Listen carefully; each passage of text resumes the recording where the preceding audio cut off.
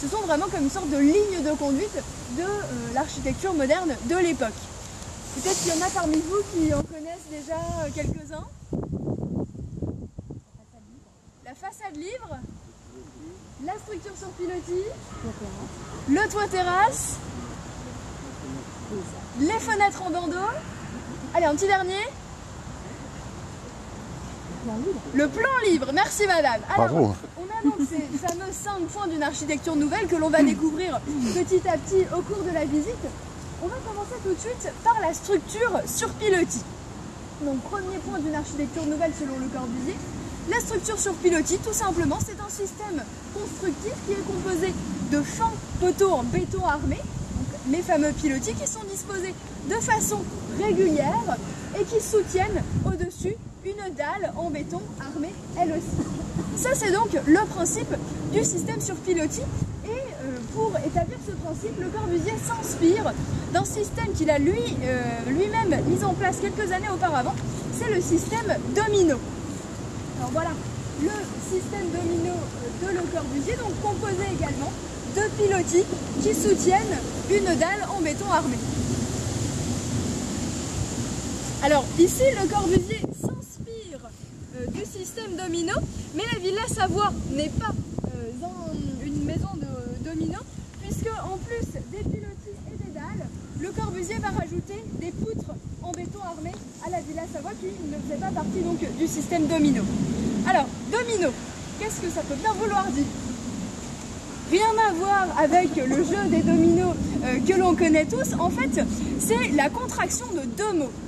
Dom qui vient de domus, qui veut dire maison en latin, et inno qui vient de innovation, donc une maison qui innove.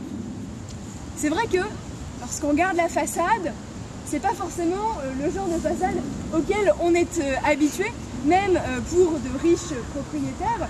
Ici on a donc un volume rectangle blanc qui est donc posé entre guillemets sur cette série de pilotis disposés de façon régulière. Le Corbusier disait que la maison était, je cite, une boîte en l'air. Voilà, donc avec cette idée de pilotis ici. Et puis les pilotis permettent également une deuxième chose.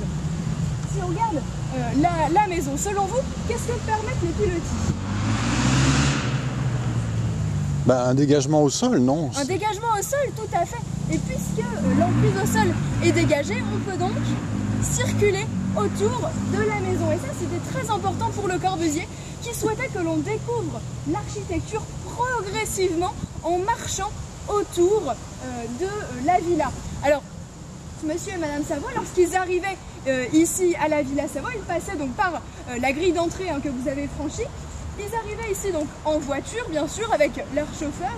Ils passaient donc sur ce chemin. Ils avaient une première vue de cette façade, faisaient ensuite le tour du rez-de-chaussée et entraient par la porte d'entrée que vous avez utilisée tout à l'heure, donc de l'autre côté.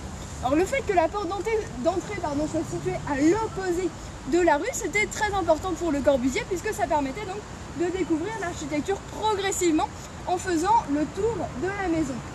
Ça c'est le principe de ce qu'il appelle la promenade architecturale et on verra que dans toute la maison on a des jalons de cette promenade architecturale. Voilà un petit peu. Alors si on regarde maintenant l'ensemble de la maison, selon vous combien de niveaux? Bah, 2. 1, 3. 3 peut-être avec la terrasse. 4 au total. Ah, 4. Alors, vous pouviez pas voir les 4. On a en fait une cave, donc le sous-sol avec un cellier et une chaufferie avec la chaudière à charbon. Ensuite, le rez-de-chaussée, puis le premier étage ici qui est le grand volume rectangle, et puis enfin, deuxième étage avec le solarium. Voilà. Donc ici, la Villa Savoie, c'est vraiment un manifeste de l'architecture moderne. L'architecture moderne, si on peut résumer en 2 mots, c'est un courant d'architecture qui va naître à la toute fin du 19e siècle aux États-Unis et qui va ensuite se développer en Europe à partir après la Première Guerre mondiale. Les architectes du mouvement moderne, ils veulent revenir aux sources de l'architecture, ils veulent mettre en valeur le progrès industriel, la machine, et pour cela, ils vont donc utiliser des formes géométriques et des matériaux produits par l'homme, tels que ici par exemple le béton, l'acier ou le verre. C'est vrai que si on regarde la façade ici, on a bien les formes géométriques du béton, de l'acier, du verre, etc. Voilà, donc toutes ces façades vont reprendre en partie ce principe. Si vous voulez, je vous propose donc nous-mêmes de faire une partie de cette promenade architecturale et de retourner au niveau de la façade d'entrée. Ensuite, au deuxième étage, avec la deuxième volée de la rampe ici. Alors la rampe menait donc directement vers le salon, alors que l'escalier, vous pourrez regarder tout à l'heure lorsqu'on repassera, l'escalier mène plutôt vers la cuisine ou les chambres des amis ou du fils de monsieur et madame Savoie. Donc l'escalier était plutôt un escalier de service, alors que la rampe était plutôt réservée à monsieur et madame Savoie ou aux invités qui venaient, eux, directement dans le salon. Alors, ce salon, on a donc une pièce particulièrement grande et lumineuse. Cette pièce était très grande, mais elle était divisée en fait en plusieurs espaces. On avait d'abord un coin repas, donc juste derrière vous, au niveau donc au plus près de la cuisine. Ensuite, un coin feu, juste ici au niveau de la petite cheminée. Puis un coin détente, ici près de la baie vitrée, avec des fauteuils, canapés, etc. Et puis de ce côté-ci, plutôt un coin jeu avec une table de bridge. Donc un salon qui était divisé en plusieurs espaces, particulièrement grand et lumineux donc grâce à toutes ces fenêtres et notamment donc, cette grande baie vitrée qui donne vers le toit jardin juste en face. Et puis donc, toutes ces fenêtres ici, ce sont donc des fenêtres en bandeau, le troisième point d'une architecture nouvelle selon Le Corbusier. Alors, la fenêtre en bandeau, c'est une fenêtre de forme horizontale qui est plus longue que haute et dont l'un des panneaux coulisse le long de l'autre. Voilà donc pour la fenêtre en bandeau. Selon vous, qu'est-ce que ça peut permettre d'avoir des fenêtres comme ça tout le long, presque tout autour de la pièce? Une vue panoramique. Une vue panoramique, tout à fait. On a presque une vue à 360 degrés autour du salon vers la nature et notamment de ce côté-là, puisque le terrain des Savoies mesurait 7 hectares, on avait de ce côté-ci une vue surplombante sur la vallée de la Seine de ce côté-là. Donc, l'avantage des fenêtres en bandeau, c'est vraiment de pouvoir donner énormément de lumière et des vues vers l'extérieur, un petit peu comme la forme des tableaux de paysage, par exemple, avec une nature vivante de l'autre côté. Alors, pour Le Corbusier, la nature, c'était positif uniquement lorsque c'était contrôlé par l'homme ou vu de loin, comme c'est le cas ici, avec les fenêtres. Pour lui, la nature à l'état sauvage, à l'état naturel, si on peut dire, c'est source de maladies, d'humidité, de moustiques, etc. Donc, pour lui, la nature, elle est positive uniquement lorsqu'elle est contrôlée par l'homme. Et ce sera le cas, notamment, on le verra, au niveau du toit jardin, puisque les plantes sont bien enfermées, entre guillemets, dans des jardinières en béton.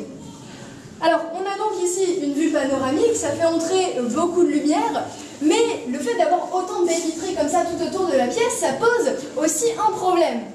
Imaginez-vous, vous êtes monsieur et madame Savoie, on vient de vous livrer la maison, vous arrivez ici, comment vous faites pour meubler le salon? Pas facile avec des fenêtres tout autour, quasiment pas de mur pour installer un buffet, une armoire, etc. Alors Le Corbusier avait en fait pensé à tout, puisqu'il a installé juste sous les fenêtres, donc derrière ici, il a installé des placards intégrés, avec des petites portes qui coulissent là encore, des placards intégrés qui permettent de ne pas avoir besoin d'installer donc un buffet ou une armoire dans le salon. Ici, c'est vraiment le principe du mobilier intégré, puisque Le Corbusier a placé une tablette ici tout le long de la pièce. Il a même placé une petite table qui est donc juste derrière vous dans le coin, ainsi que ces placards intégrés. Donc Le Corbusier livre une maison finalement qui est déjà prête à habiter. Il ne reste plus qu'à amener quelques sièges, les lits dans les chambres, mais finalement assez peu de choses.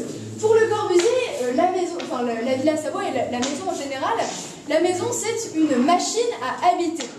Donc c'est vraiment cette idée d'avoir quelque chose qui est déjà prêt à vivre grâce à tous ces placards intégrés. Vous le verrez par vous-même ensuite donc dans la cuisine ou dans les chambres du fils ou des amis par exemple. Tout est intégré, les placards sont intégrés, etc. Alors concernant le petit mobilier que l'on a ici, alors tout ce que l'on voit là, ce sont des copies du mobilier qui a été créé par Le Corbusier et Charlotte Perriand, donc une autre architecte d'intérieur. Ce sont donc des copies, mais lorsque monsieur et madame Savoie habitaient ici, le mobilier ne ressemblait pas du tout à ça, ce n'était pas du mobilier de Le Corbusier, puisque madame Savoie n'aimait pas le mobilier créé par Le Corbusier, et donc elle a choisi du mobilier sur catalogue, qui était donc un petit peu plus traditionnel. Mais déjà, le fait de choisir son mobilier sur catalogue, c'était une grande nouveauté, puisqu'auparavant, on choisissait plutôt ces meubles sur mesure, on faisait réaliser ces meubles sur mesure. Là, c'était le début du Ikea de l'époque, hein, si on peut dire. Voilà. Donc, à quoi ressemblait le salon? Alors, les meubles que l'on a ici, donc, ce sont bien des copies du mobilier Le Corbusier. Alors, Le Corbusier nommait ses créations, et notamment ses sièges, avec un nom de code qui commençait par LC pour Le Corbusier. Donc ici, on a le LC1 qui est la chaise ici, donc le LC1. Ensuite, on a le LC2 qui est donc le fauteuil, déjà un petit peu plus confortable. Le LC3, on n'en a pas ici, mais c'est le canapé, donc c'est ce siège-là, mais en plus grand, qui ressemblait voilà, à ça. Ça, c'est le LC3, le grand canapé. Voilà. Et enfin, le LC4 ici, qui est la chaise longue, la méridienne. Le LC4, souvenez-vous bien de cette forme, puisqu'on la reverra un petit peu plus tard dans la maison. Ici, l'angle, juste ici, du siège, l'angle a été calculé par Le Corbusier comme étant l'angle le plus adapté au confort du dos des personnes qui s'assoient ici. C'était bien réfléchi. LC4 et puis enfin le tabouret LC8. Voilà donc un petit peu pour le mobilier et le salon en général. Alors, on a vu donc déjà, on a vu une partie de la promenade architecturale, on a vu 3 des 5 points d'une architecture nouvelle, la structure sur pilotis, la fenêtre en bandeau, la façade libre. Il nous en reste encore 2. Alors ici, on peut en évoquer un 4e qui est le plan libre.